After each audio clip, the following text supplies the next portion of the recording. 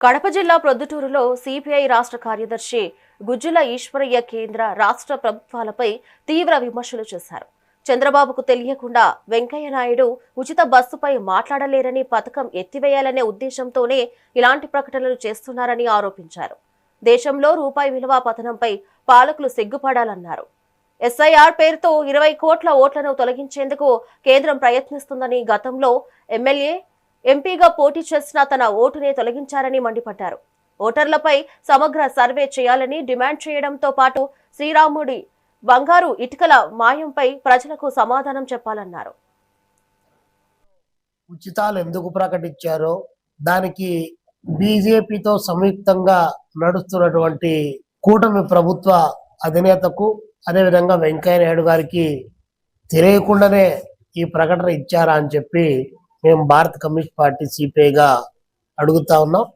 నిజంగా ఆర్థిక వ్యవస్థ చిన్నాభిన్నం అవుతా ఉంది కాబట్టి మహిళలకు ఉచిత బస్సు అన్నటువంటి దాన్ని చంద్రబాబు నాయుడు గారు ఎత్తేయాలనేటువంటి కుట్రలో భాగంగా ఇలాంటి ప్రకటనలు పెద్దవాళ్లతో ఇప్పించడం చాలా సంవత్సరాల కాలంగా చంద్రబాబు నాయుడు గారికి వెన్నతో పెట్టినటువంటి విద్య.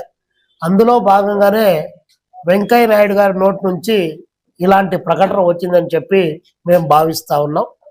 ఇప్పటికే ఆర్టీసీని ప్రైవేటీకరణ చేస్తూ దాన్ని పూర్తి స్థాయిలో ప్రైవేట్ వ్యక్తులకు మెగా కృష్ణారెడ్డి గారికి అప్పగించడానికి కావాల్సినటువంటి ప్రయత్నం ఒకవైపున నడుస్తూ ఉంది.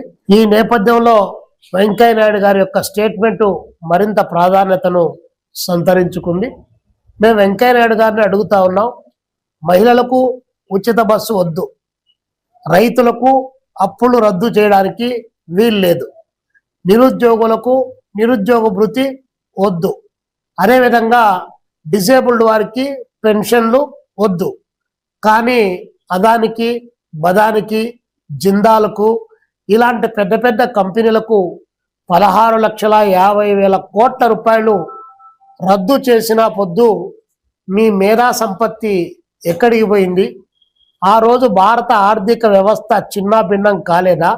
మరి అలాంటి కార్పొరేట్ కంపెనీల దిగ్గజాలను కాపాడడానికి మాత్రం లక్షల కోట్ల రూపాయలు రద్దు చేస్తారు.